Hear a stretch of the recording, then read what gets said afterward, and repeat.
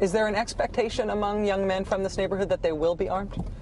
On the street, do people expect, if you are a man of a certain age, that you will have a weapon on you? Most of the young boys, if they don't have a weapon on them, we think they do. This is Kazuki's Chicken and Waffles place right here. This was a thriving business when three masked gunmen came in and shot a young girl and a young man in a wheelchair, killed them, ended that business right there. It's never been opened since the shooting. Young Coles, her uncle and aunt are members of my church. She died. It was sad. The same thing with this restaurant that just closed here was a Kentucky Fried Chicken. Mm-hmm. Up until about 2 years ago. Another business just bought it and just closed it. But right here in the drive-thru, a 15-year-old boy was shot and killed right here in the drive-thru. And when he was shot and killed here in the drive-thru, they closed the KFC. And then there was a Family Dollar next door that was about to open. They had put in the Family Dollar name up. They had built a brand new building for the Family Dollar. When the young boy was shot in this driveway, Family Dollar pulled out of the venture, took the sign off, and the building's been vacant ever since. And those business owners are closing those places because they believe that customers will not come here because it's too scary. Well, they believe that not only whether customers come or not, they feel that the employees are in danger. And okay, they have a reason for it, because just a few years before this, we had a drugstore in Homewood. The manager of the drugstore, which I'll take you past, was making a day deposit,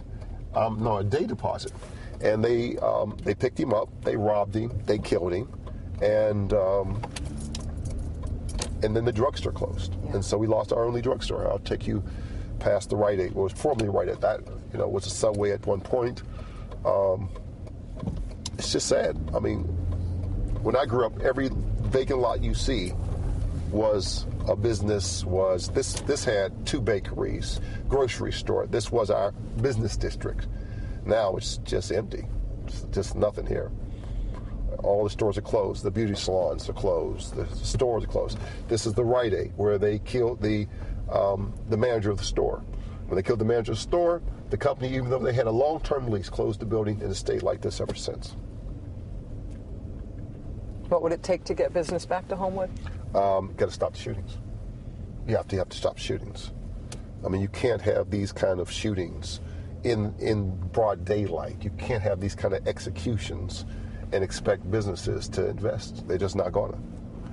This is the community college, the local branch of the community college, the only really one in an African-American community west of Philadelphia. And I teach there, teach a class there. Is this community college an anchor here? It's one of the anchors for the young people.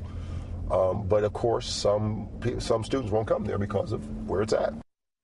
When my member's son was shot 11 times, I heard the shots on my porch. I was sitting on the porch. I heard the shots. I didn't realize it was him, but I heard the shots on my porch. I could hear them. And I mean, I hear the shots at night. I mean, it's unbelievable, and no one should have to live this way. No one should have to live this way. And the only reason that people will say that it's okay to have these guns is because they don't live where I live, and they don't experience what I've experienced. You know, they've not seen their family members shot. They have not seen it. If you see it once or twice, it'll change your life forever. If you could talk to Wayne LaPierre, if you could talk to the bigwigs at the NRA to explain to them the connection between what they're doing downtown at the convention center right now and what has happened here in your community, how would you put it to them?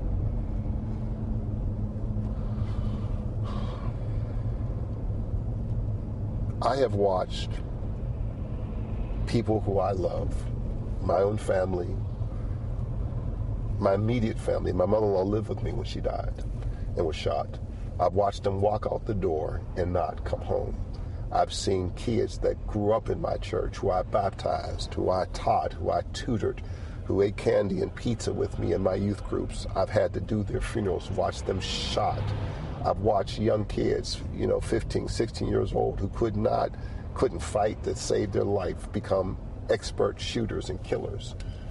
These guns are killing people.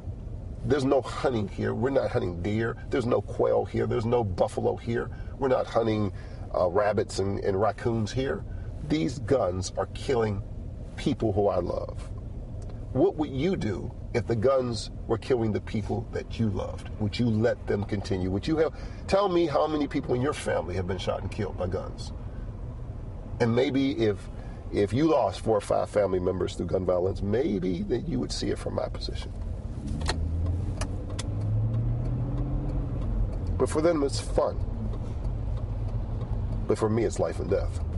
Is there a way that what you think needs to happen in your community and what they think needs to happen in terms of preserving the right to bear arms as American citizens, can those two things happen together? I think so. I guess I believe that you can have responsible gun laws without prohibiting guns altogether. I actually challenged the local NRA representative here to a debate on television that we actually debated. And I told him I believe the Constitution does give us a right to bear arms, but tell me where it says we have a right to pack an AK-47. Show me where it says we have a right to have an M16, that we can have a submachine guns walking down an urban neighborhood. No. Responsible handgun ownership means certain guns should not be on the street, period. Not in the urban community. And second of all, I think that there should be strict laws to responsible laws so that the handgun owner has the gun, maintains the gun, and is qualified to have the gun. That, you don't want mentally ill people, you don't want people with criminal backgrounds. None of them should have guns. I mean, let's be honest. We know these are common sense, everyday. 90% of people you talk to probably would agree with it. But I believe their interest is more political than, their interest is not the lives of these people. Let me put it that way. This is my interest, it's these lives, because these are lives that I have in my hands. Councilman Ricky Burgess and I did get a chance to see Homewood close up and personal. That's coming up next. Stay with us. I think you will want to see this.